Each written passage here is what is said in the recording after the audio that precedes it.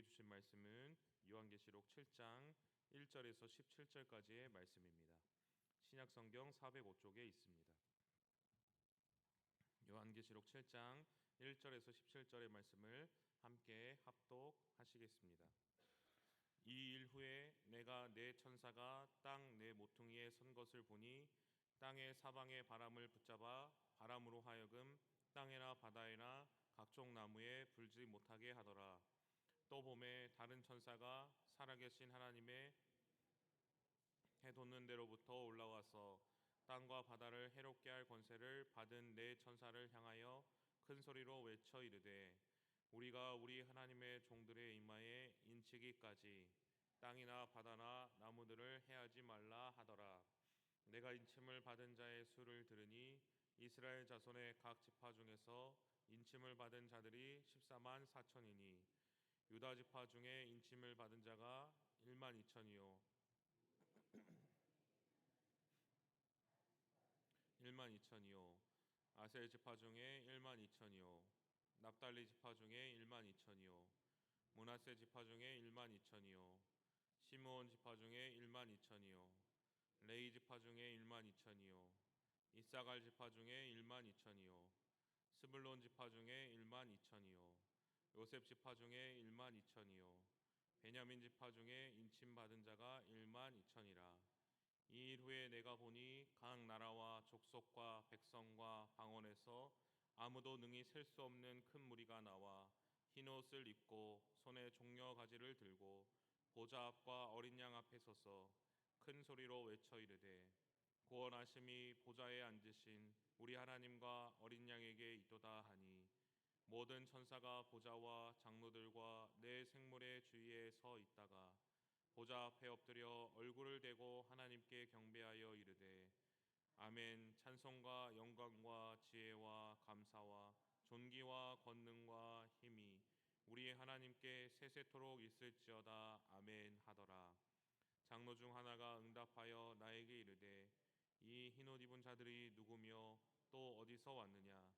내가 말하기를 내 주여 당신이 아시나이다 하니 그가 나에게 이르되 이는 큰 환난에서 나오는 자들인데 어린 양의 피에 그 옷을 씻어 희게 하였느니라.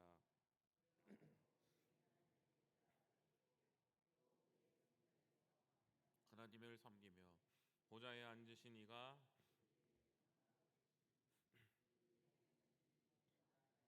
목마르지도 아니하고 해나 아무 뜨거운 기운에서 상하지도 아니하리니 이는 보좌 가운데 계신 어린 양이 그들의 목자가 되사 생명수 샘으로 인도하시고 하나님께서 그들의 눈에서 모든 눈물을 씻어 주실 것임이라. 아멘. 네, 최용우 목사님이란 분의 에세이 내용인데요. 교회에 가려고 집을 나서는데 말 그대로 비가 억수같이 내립니다. 눈앞이 안 보일 정도로 퍼붓는 비는 도무지 그칠 기미를 안 보이고 예배 시간은 점점 다가오고 해서 우산을 쓰고 그냥 가기로 했습니다. 양복 바지를 두세 번 접어 올리고 이제 이 세상에 온 지 2개월째 되는 아기를 커다란 타월로 싸서 안고 어깨엔 성경 가방을 메고 우산을 쓰고 출발했습니다. 바람이 방향도 없이 미치광이처럼 붑니다. 아기에게 비가 한 방울이라도 맞을까봐 우산을 요리조리 피하면서 애를 씁니다. 행여 아기를 떨어뜨리면 어떻게 하나 꼭 움켜쥐고 조심조심 교회를 가고 있는데 이 녀석 좀 봐라. 그 요란하고 정신없는 가운데서도 아기는 새근새근 잠들어 있습니다. 모든 것을 아빠에게 내맡기고 아빠를 전적으로 믿고 자고 있는 것입니다. 하나님의 이 백성의 자세가 어떻습니까? 바로 이와 비슷할 것입니다. 어떤 상황에도 누구를 의지하고 누구만을 바라봅니까? 바로 하나님만을 바라보는 것입니다. 세상이 뒤흔들리고 천지가 변화할지라도 하나님 아버지께서 나를 붙들어 주시고 나를 지켜주시는 아버지시라는 것을 믿고 믿음 안에서 평안을 누리는 것이 바로 성도인 줄로 믿습니다. 오늘 말씀을 묵상하면서 사도 요한은 바로 이것을 이제 성도에게 권면하고 있는 것입니다. 세상에 고난이 찾아오더라도 하나님께서는 크신 팔로 성도들을 끝까지 보호하시고 지켜주시고 그 세상의 주인이 되어 주신다. 이 사실을 믿고 살아가는 것이 바로 성도인 것이다라고 사도 요한은 권면하고 있는 것입니다. 어제 6장의 말씀부터 본격적으로 하나님의 이 심판의 예언이 시작됩니다. 일곱 이인으로 봉인된 두루마리가 등장하게 됩니다. 그런데 그 인을 뗄 수 있는 자가 아무도 없습니다. 오직 어린 양만이 그 인을 뗄 자격이 있는 것입니다. 이 세상의 진짜 왕은 이 세상을 말씀으로 창조하시고 또 우리를 십자가 안에서 구원하시고 이 세상의 심판을 다시 오게 하실 예수 그리스도 오직 한 분밖에 없다라는 것을 말씀하고 있는 것입니다. 그렇게 이제 어린 양인 예수 그리스도께서 6개의 이제 인을 땜으로써 이제 본격적인 종말이 시작됩니다. 그래서 각 인을 뗄 때마다 무슨 일이 일어납니까? 무시무시한 심판과 환란이 시작되는 것입니다. 그런데 그 심판과 환란 앞에서 모든 사람들이 평등합니다. 왕이나 왕족이나 강한 자나 지혜자나 장군이나 누구나 할 것 없이 종이나 일반인이나 모든 환란 앞에서 공의롭게 심판을 받게 되는 것입니다. 그런데 오늘 7장의 말씀은 무엇을 이야기합니까? 이렇게 천지가 개벽하고 세상이 무너져 내릴지라도 예수 그리스도를 향한 믿음을 지키고 믿음을 가진 하나님의 백성은 하나님께서 그들의 생명을 보존하시고 지켜내신다. 믿음을 지켜야 한다라고 말씀하고 있는 것입니다. 그런데 하나님께서 그 백성들을 어떻게 지켜내신다고 말씀하고 있습니까? 우리 7장 1절의 말씀을 같이 한번 함께 봉독하시겠습니다. 이 일 후에 땅 내 모퉁이에 선 것을 보니 바람으로 하여금 땅에나 바다에나 각종 나무에 불지 못하게 하더라. 아멘. 오늘 7장의 본문에서 네 천사가 등장하게 됩니다. 이 네 천사가 어디에 서 있다고 합니까? 바로 네 모퉁이에 서 있다라고 말합니다. 땅 네 모퉁이라 함은 이 요한계시록이 쓰여질 당시만 하더라도 이 사람들의 이 세계에 대한 이해는 어땠습니까? 땅이 네모내서 이렇게 평평하다라고 생각한 것입니다. 그래서 각 세계 끝 모서리에 한 천사가 이 세상 전체를 어떻게 하고 있습니까? 한 명도 빠져나가지 못하게 포위하고 있는 상황인 것입니다. 그런데 이 천사들은 어떤 천사라고 설명하고 있습니까? 2절의 말씀을 보면 이 천사들이 왜 나타났는지를 알 수 있습니다. 바로 땅과 바다를 해롭게 할 권세를 받은 천사입니다. 죄로 말미암아 죽을 수밖에 없었던 인간들을 하나님의 공의와 정의대로 심판하는 천사인 것입니다. 땅과 바다를 해롭게 할 권세를 부여받은 천사인 것입니다. 그런데 이 천사들이 오늘 7장 1절에 보면 한 가지 특이한 행동을 하게 됩니다. 무슨 행동입니까? 바로 천사들이 심판이 시작됐음에도 불구하고 심판을 바로 이행하지 않고 잠깐 멈추게 되는 행동을 하는 것입니다. 행동을 보류하고 있는 것입니다. 어떻게 심판을 멈추고 있습니까? 땅의 사방의 바람을 붙잡아 바람으로 하여금 땅에나 바다에나 각종 나무에 불지 못하게 하더라. 이렇게 말하고 있는 것입니다.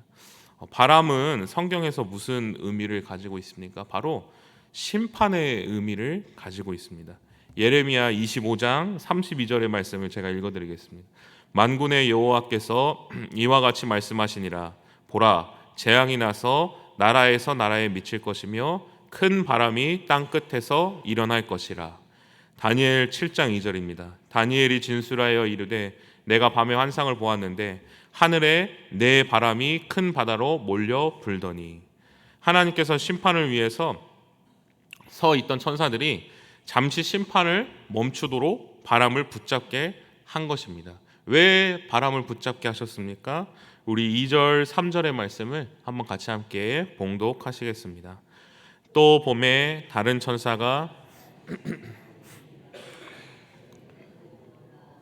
땅과 바다를 해롭게 할 권세를 받은 네 천사를 향하여 큰 소리로 외쳐 이르되 우리가 하나님의 종들의 이마에 인치기까지 땅이나 바다나 나무들을 해하지 말라 하더라. 아멘. 하나님의 심판은 모든 이 세상의 사람들에게 동일하게 적용됩니다. 그러나 하나님의 백성에게만 피할 길을 주시는 것입니다. 그렇기 때문에 내 천사를 향해서 바람을 잠시 붙잡아서 그 하나님의 선택된 백성들을 향해서 구별된 인을 치기 위하여서 휴식을 주는 것입니다. 출애굽 당시 애굽과 이스라엘 백성들이 함께 살았습니다. 그런데 10가지 재앙이 있을 동안 이스라엘 백성들은 어땠습니까? 애굽 백성들은 그 재앙 안에 있었지만 이스라엘 백성들은 그 재앙을 피할 길을 하나님께서 주셨습니다. 마지막 10번째 재앙 때 유월절 때 어땠습니까? 하나님께서 여호와의 밤에 그 애굽으로 직접 내려오셨습니다. 그래서 장자를 다 죽이셨습니다. 그런데 이스라엘 백성들은 예외였습니까? 아닙니다. 바로 어린 양을 죽여서 그 피를 문설주에 바르게 되었을 때 이스라엘 백성들이 피할 길을 내므로 말미암아 구원을 받게 된 것입니다. 노아의 홍수도 마찬가지입니다. 구원의 방주를 하나님이 주셨습니다.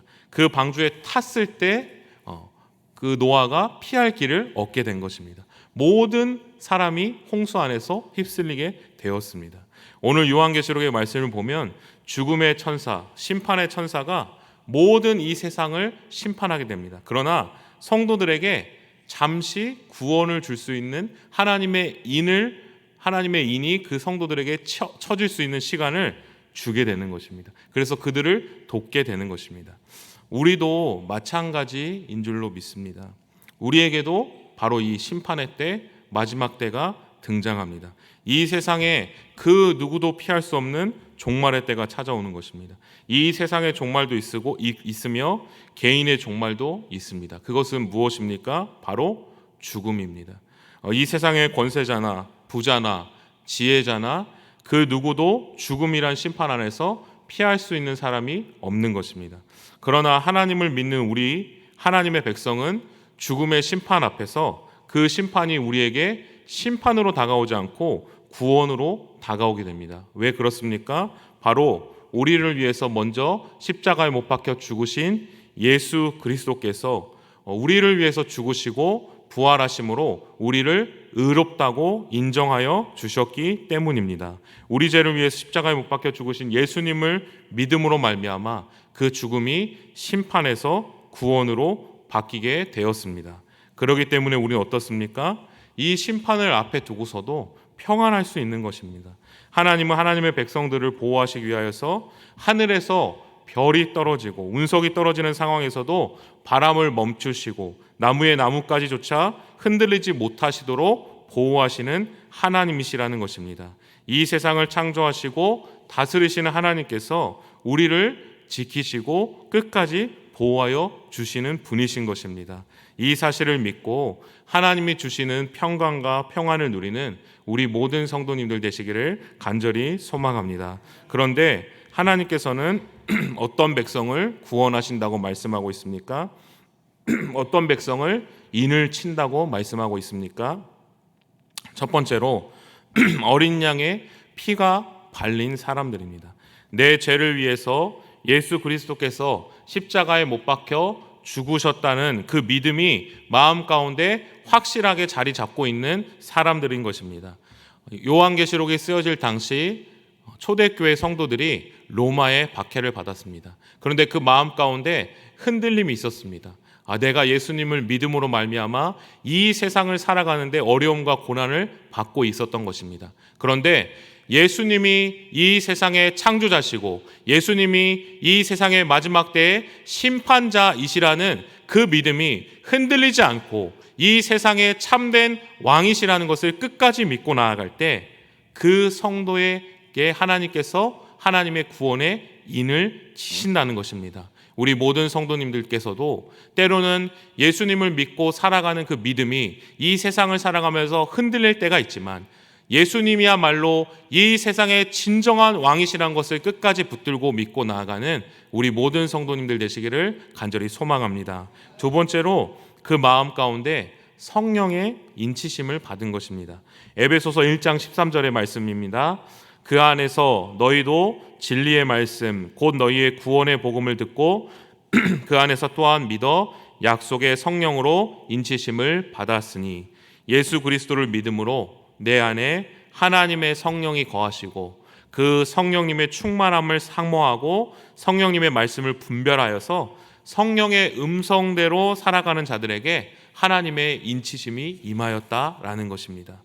하나님은 단 한 사람도 빠지지 않으시고 모든 하나님의 인친 백성을 구원하여 주시는 분이심을 믿습니다. 우리는 예수 그리스도를 내 구주로 영접한 자들입니다. 그리고 예수님을 나의 구주로 영접하고 믿고 나아갈 때 하나님의 성령이 우리 안에 거하시는 줄로 믿습니다. 그때 하나님께서 우리를 구원받은 백성으로 지키시고 보호하십니다. 그렇기 때문에 우리는 두려워하지 않습니다. 고난과 환난 중에서도 때로는 억울한 일을 당하더라도 이 세상에 심판이 있음을 기억하고 이 세상의 심판 속에서 하나님께서 우리를 끝까지 지키시고 보호하여 주실 줄을 믿기 때문에 그 하나님만을 믿고 오늘 이 하루도 그 주님의 은혜를 기억하며 주님 앞에 나아가는 모든 성도님들 되시기를 간절히 소망합니다.